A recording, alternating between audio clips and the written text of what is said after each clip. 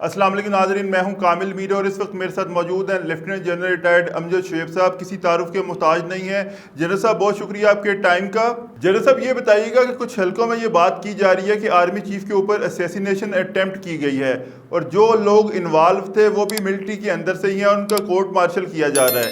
تو انڈیا کے بھی کچھ چینلز ہیں جس نے اس کے اوپر پروگرام کیا. تو آپ کو کیوں لگتا ہے کہ اس موقع پر یہ بات کیوں میڈیا میں لائی جا رہی ہے؟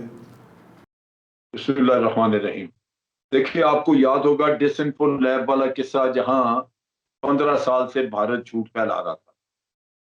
وہ جب کھلا تو اس میں تمام وہ مورے بھی سامنے آئے جو ان کے لیے کام کر رہے تھے. انہی موروں میں سے ایک ہے ڈاکٹر امجد ایوب مرزا، جو کہ یہاں کشمیر کا آزاد کشمیر کا رہنے والا ہے اور برطانیہ میں سیٹل ہو چکا ہوا ہے. وہاں جا کے وہ کچھ عرصے کے بعد ان کے رو کے ہاتھ چڑھ گیا، اور پھر وہاں پہ شاید کوئی خاص اس کی آمدن شامدن نہیں تھی، تو وہ ان کا پراپر پیڈ ایجنٹ بن گیا. اب وہ ان کے ٹکڑوں پہ پلتا اور ان کے لیے کوئی نہ کوئی اس طرح کی کہانی وہ چلاتا رہتا ہے. اسی کے وساطت سے وہ بتاتے ہیں. ان کو خیال ہوتا ہے کہ شاید یہ چونکہ وہاں کا رہنے والا ہے تو اس کو کوئی انفارمیشن پہ رسائی ہوگی، لیکن ایسا بالکل نہیں ہے. یہ اکثر جھوٹی کہانیاں چلاتے رہتے ہیں. انہوں نے کوئی 4-5 پچھلے دنوں جھوٹی کہانیاں اسی طرح ہر مہینے ڈیڑھ مہینے بعد ایک کہانی چلاتے رہے. اور ابھی انہوں نے یہ کہا، اس سے پہلے بھی جب جنرل باجوہ کو ایکسٹینشن مل رہی تھی تو اس وقت بھی نے کہا جی فوج میں بغاوت ہو گئی، اور جو سینئر موسٹ جنرل تھا جس نے پروموٹ ہونا تھا اس کو گھر میں ہاؤس اریسٹ کر دیا گیا ہے. اور جب ہاؤس اریسٹ کی کہانیاں کہہ رہے تھے تو وہ میرے پاس بیٹھا ہوا تھا ادھر. اور اسی طرح جن لوگوں کو یہ کہہ رہے تھے کہ ابھی کہہ رہے ہیں اس قصے میں کہ وہ جی آرمڈ ڈویژن کا جی او سی، اور وہ اس کو انہوں نے اریسٹ کر لیا ہے، اور یہ تو وہ جی او سی کل چیف آف آرمی اسٹاف کو یہ نئے ٹینک جو لیے گئے ہیں ان کا مظاہرہ کروا رہا تھا، وہاں پہ دکھا رہا تھا ان کو. تو یہ جھوٹ کہانیاں بنا کے یہی ہوتا ہے جب آپ جسے ہم بڑا آج کل تم کہتے ہیں نا 5th جنریشن وار. بنیادی طور پہ اٹ از انفارمیشن وار، کہ جہاں آپ جھوٹی انفارمیشن پھیلاتے ہیں بہت سارے لوگ یقین کرنا شروع کر دیتے ہیں، اور اس کی وجہ سے وہ پھر ایک ایسی فضا ہوتی ہے کہ وہ سمجھا جاتا ہے جیسے بڑی کوئی تباہی آ گئی. تو بھارت آپ کا خیر خواہ نہیں ہے، ان کا میڈیا آپ کا خیر خواہ نہیں ہے. میڈیا ان کا جو ہے وہ اپنے ملک کے لیے کام کرتا ہے، ان سے اچھی توقع نہیں کرنی چاہیے. وہ اپنے ملک کی خدمت کرتے ہیں. یہاں میڈیا وہ نہیں کرتا. وہ لہذا آپ کو اسی طرح کی کہانیاں جیسے پاکستان میں پریشانی نفرت پھیلے وہ چلاتے رہیں. پاکستان کے عوام کو یقین رکھنا چاہیے کہ پاکستان آرمی جو ہے یہ بڑی ڈسپلنڈ فورس ہے. یہ اپنی کمانڈ کے ساتھ بہت لائل ہوتی ہے. یہی آپ کو سکھایا جاتا ہے پہلے دن سے. لہذا یہاں کبھی ایسا ہوا نہیں کہ آپ اپنی کمانڈ کے خلاف کھڑے ہوتے ہیں. کمانڈ سے جب ڈس ایگریمنٹس وغیرہ ہوتے ہیں تو وہ وہیں جب میٹنگز ہوتی ہیں کچھ ہوتا ہے وہاں آپس میں بحث ہوتی ہے، لوگ کنوے کر دیتے ہیں، لیکن اس کے بعد فیصلہ مشترکہ ہوتا ہے. پھر کبھی بھی ان فیصلوں کے بعد کبھی ایسا نہیں ہوا اور نہ ہی ہوگا انشاءاللہ کہ کوئی ڈس ایگریمنٹ اس حد تک چلا جائے کہ لوگ ایک دوسرے کے خلاف ہتھیار اٹھا لیں. وہ نہیں ہوتا. بالکل، تو پاک فوج جیسا منظم ادارہ پاکستان میں کوئی بھی ادارہ موجود نہیں ہے. جنرل صاحب یہ بتائیے گا کہ عمران خان صاحب کا فورن پالیسی کے حوالے سے بڑی اہم سٹیٹمنٹس آئی ہیں کہ ہم امریکہ کو اڈے نہیں دیں گے اور نہ ہی یہ جنگ اپنے گھر لے کر آئیں گے. تو کیا آپ کو لگتا ہے کہ جب امریکہ پاکستان پر پریشر ڈالے گا تو کیا پاکستان اس پریشر کو سسٹین کر پائے گا؟ دیکھیں، پریشر اس طرح تو میرا نہیں خیال ڈالے گا. یہ اڈے کوئی ان کے لیے اتنے اہم نہیں تھے اس طرح، لیکن جو اہم تھے جتنے بھی اس لحاظ سے وہ آپ کے لیے نیوسنس ویلیو تو ہے ان کی. وہ کریٹ کریں گے پرابلمز آئی ایم ایف میں، یہ اس میں ایف اے ٹی ایف وغیرہ میں، یونائٹڈ نیشن کے مختلف اداروں میں، کیونکہ یہ ادارے چلتے ہی انہی کے لیے ہیں. سو وہاں پہ ان کے لیے بڑا آسان ہے آپ کے لیے کوئی مسئلہ پیدا کرنا، وہ کریں گے. لیکن یہ ہے کہ ایک چیز جو ہمیں دیکھنی ہے، اور حکومت کے پاس اس کے علاوہ چارہ بھی کوئی نہیں. اس میں ایک پہلی بات تو یہ ہے کہ آج سے بہت پہلے یونائٹڈ نیشن میں جب تقریر کی تھی عمران خان نے، پہلی تقریر تھی جو ان کی کشمیر کے بارے میں بھی کی، اس میں بھی انہوں نے اپنی پالیسی وضع کر دی تھی کہ ہم اب کرائے کی گن نہیں ہیں، اور ہم کسی کو اجازت نہیں دیں گے کہ وہ ہمارے کندھوں پہ بیٹھ کے جنگ لڑیں.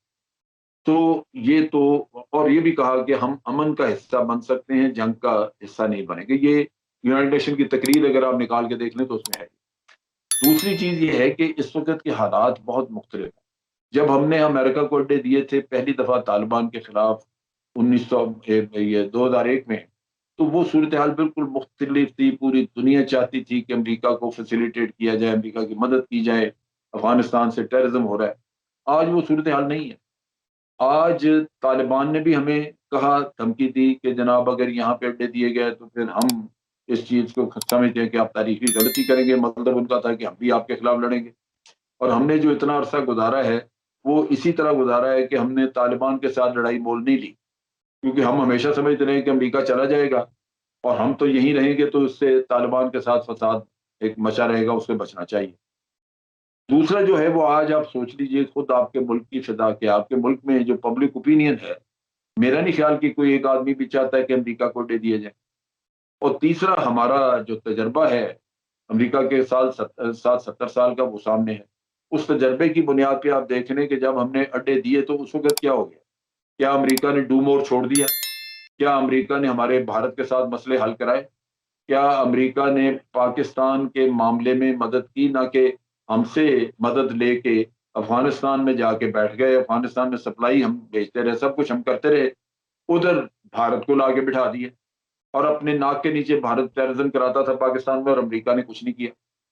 تو ہمارا اپنا تجربہ کہتا ہے کہ اڈے دینا بھی اتنا ہی نقصان دہ ہے جو اڈے نہ دینے سے. تو اڈے نہ دینا بہتر ہے، اس لحاظ سے کم از کم آپ اپنا ضمیر صاف رکھیں. تو میرا خیال ہے کہ یہ فیصلہ یہ عمران خان کے اپنے فیصلے سے زیادہ یہ ایک لاجیکل، ایک منطقی فیصلہ ہے جو کہ عوام کی امنگوں کے مطابق ہے. لہٰذا اس پہ کسی کو بھی کوئی اعتراض، شک و شبہ یا اختلاف نہیں ہے.